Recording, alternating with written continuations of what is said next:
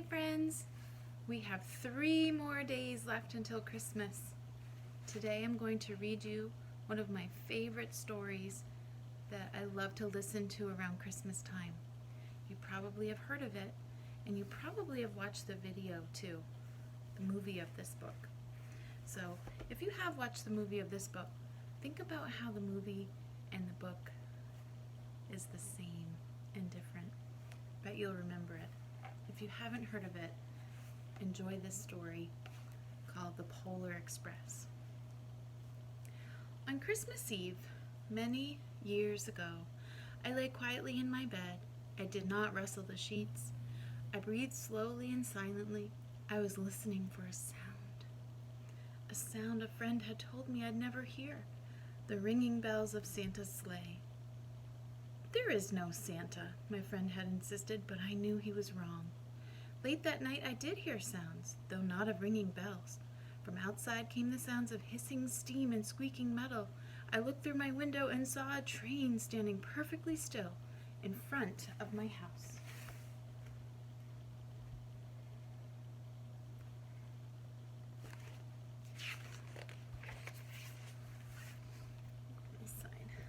It was wrapped in an apron of steam. Snowflakes fell lightly around it. A conductor stood at the open door of one of the cars. He took a large pocket watch from his vest, then looked up at my window.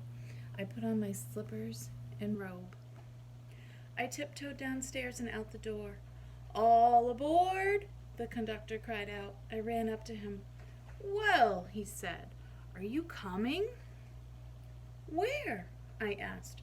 "Why, to the North Pole, of course," was his answer. "This is the Polar Express." I took his outstretched hand and he pulled me aboard.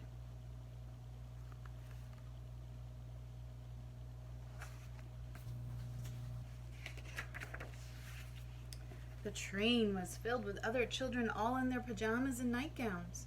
We sang Christmas carols and ate candies with nugget centers as white as snow.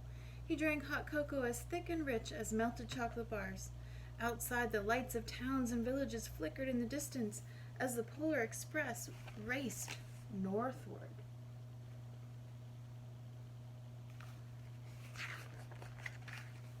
Soon there were no more lights to be seen. We traveled through cold, dark forests, where lean wolves roamed and white-tailed rabbits hid from our train as it thundered through the quiet wilderness.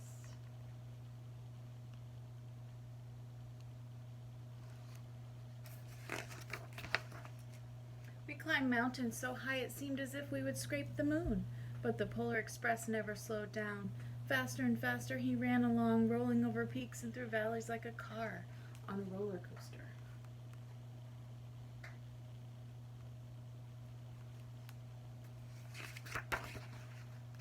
The mountains turned into hills, the hills to snow-covered plains. We crossed a barren desert of ice, the great polar ice cap. Lights appeared in the distance. They looked like the lights of a strange ocean, a liner sailing on a frozen sea. "There," said the conductor, "is the North Pole."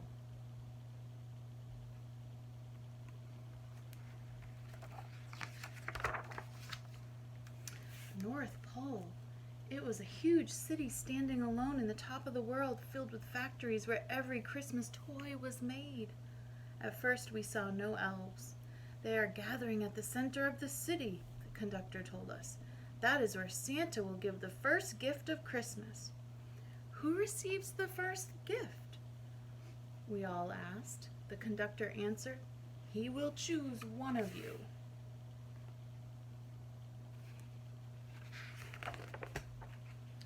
"Look!" shouted one of the children. "The elves!" Outside we saw hundreds of elves. As our train drew closer to the center of the North Pole, we slowed to a crawl. So crowded were the streets with Santa's helpers. When the Polar Express could go no farther, we stopped, and the conductor led us outside.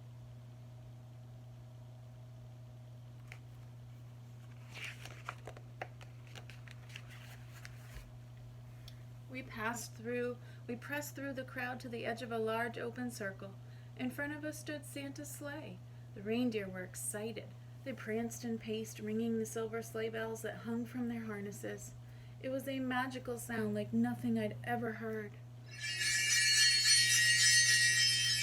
Across the circle, the elves moved apart and Santa Claus appeared. The elves cheered wildly. He marched over to us and pointing to me said, "Let's have this fellow here." He jumped into his sleigh. The conductor handed me up. I sat on Santa's knee and he asked, "Now what would you like for Christmas?"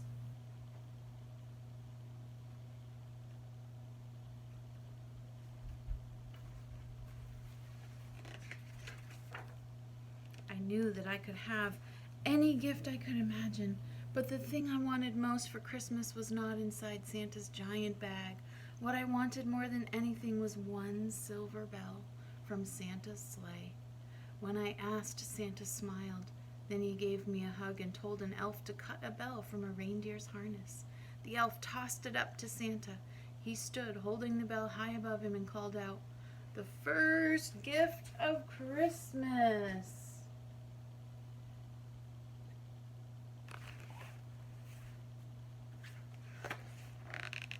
A clock struck midnight as the elves roared their approval. Santa handed the bell to me and I put it in my bathrobe pocket.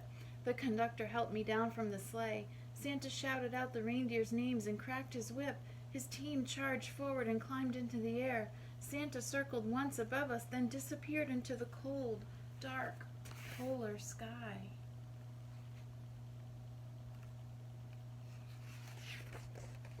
As soon as we were back inside the Polar Express, the other children asked to see the bell. I reached into my pocket, but the only thing I felt was a hole. I had lost the silver bell from Santa Claus's sleigh. "Let's hurry outside and look for it," one of the children said. But the train gave a sudden lurch and started moving. We were on our way home.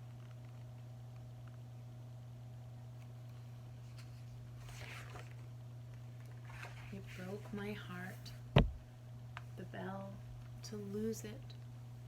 When the train reached my house, I sadly left the other children. I stood at my doorway and waved goodbye. The conductor said something from the moving train, but I couldn't hear him. "What?" I yelled out. He cupped his hands around his mouth.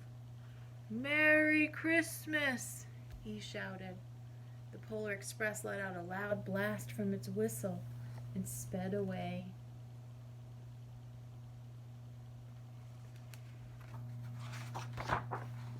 On Christmas morning, my little sister Sarah and I opened our presents. When it looked as if everything had been unwrapped, Sarah found one last small box behind the tree. It had my name on it. Inside was the silver bell. There was a note. "Found this on the seat of my sleigh. Fix that hole in your pocket." Signed, Mr. C. Who could Mr. C be? Mr. Claus, Santa Claus. I shook the bell. It made the most beautiful sound my sister and I had ever heard. But my mother said, "Oh, that's too bad." "Yes," said my father, "it's broken." When I'd shaken the bell, my parents had not heard a sound.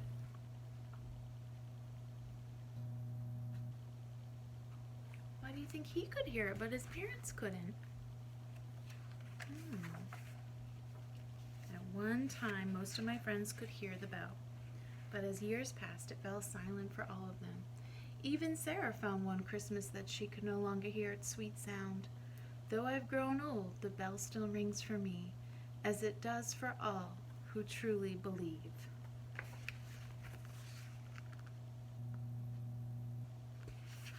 Do you hear that bell ringing?